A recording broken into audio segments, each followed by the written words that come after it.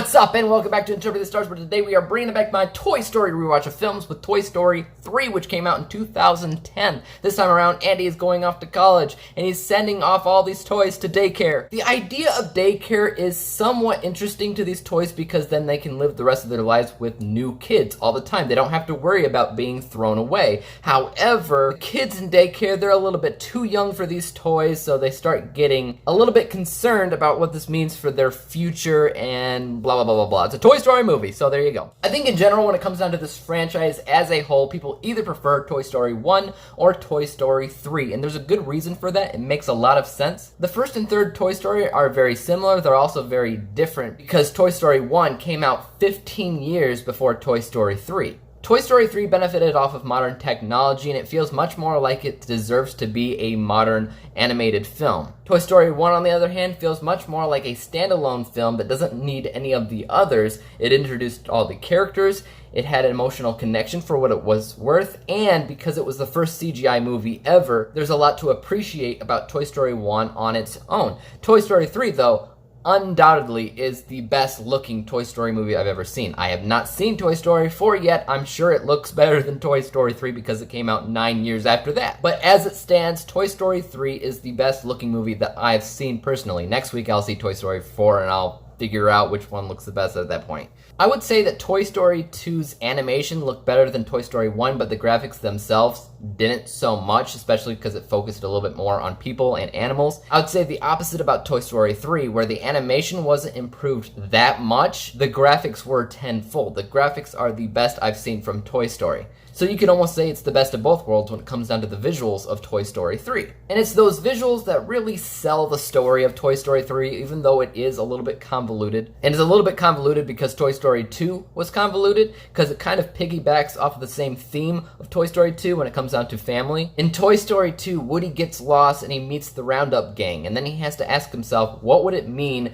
to abandon my other family for this family? The same thing happens in this movie, only it's the other way around. Buzz Lightyear and friends get lost in the daycare, and they have to ask themselves what it means to abandon their other family of Woody, of Andy, and gang. In Toy Story 2, Buzz Lightyear and the gang were trying to rescue Woody. In Toy Story 3, Woody is trying to rescue Buzz Lightyear and gang. It's basically the same movie, reverse psychology. Or maybe just reverse. Psychology has nothing to do with it. From a literary standpoint, I wouldn't say it's as convoluted as Toy Story 2, because in Toy Story 2, Buzz Lightyear was trying to do the exact same thing as Woody, just from a different perspective. Woody's not trying to do the same thing. He's trying to do something else entirely. He's trying to get back to Andy. Buzz Lightyear and gang are trying to stay in the daycare. They're just trying to get to the other room with the older kids. So they're both doing something different, but they are both trying to do something, so they're both kind of protagonists at the same time.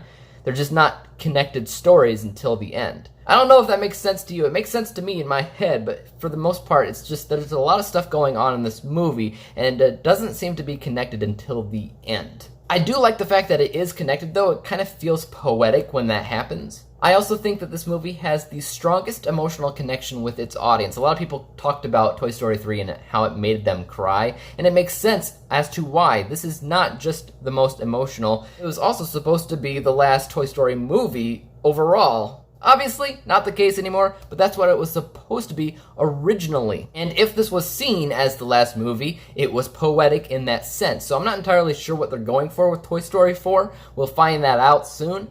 But this was a really good closing chapter to this entire franchise. And that's really rare for me to say when it comes down to Pixar, because Pixar isn't exactly the best when it comes down to their sequels, but they always did a really good job with Toy Story specifically. So I'm not sure if they're pushing the envelope when it comes down to Toy Story 4. I'm crossing my fingers that it's really good, but at this point, I'm not sure why they made it. For me, it's incredibly hard to detail any flaws that Toy Story 3 had because it has very, very little. The only thing that I could say maybe is the fact that you need to watch Toy Story 1 and 2 to really kind of understand what's going on. Andy's going off to college, but you don't know too much about Andy unless you watch Toy Story 1 and 2. It doesn't work on its own, and because of that, it's not perfect. But if you've seen Toy Story 1 and 2, it still feels pretty perfect to you when you watch it. And like I said, the originality isn't completely there because it just kind of feels like it's rehashing off of Toy Story 2 when it comes down to the theme of family and what actually happens in the film. The new characters that it presents in this movie don't feel as iconic as I would feel like the new characters presented in Toy Story 2 feel. They're all good, they're all animated well, they're all voiced well, they're all casted well. But if I never saw the new characters presented in this movie again in Toy Story 4, I don't think I'd care that much because they weren't all that memorable. When it comes down to Toy Story 1 and 3,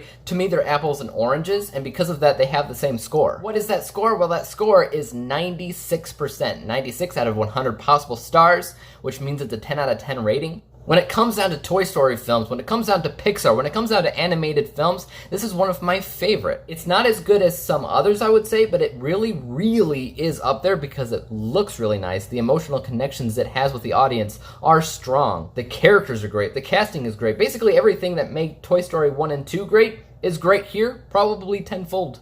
And the complaints that I have for it are very, very minor. Guys, tell me what you thought of Toy Story 3 in the comments down below. My review for Toy Story 4 should be coming out next week, so keep an eye out for that. As for YouTube, make sure that you hit subscribe, hit the like button, hit the bell to be notified when I come out with my next review, and until then, peace out!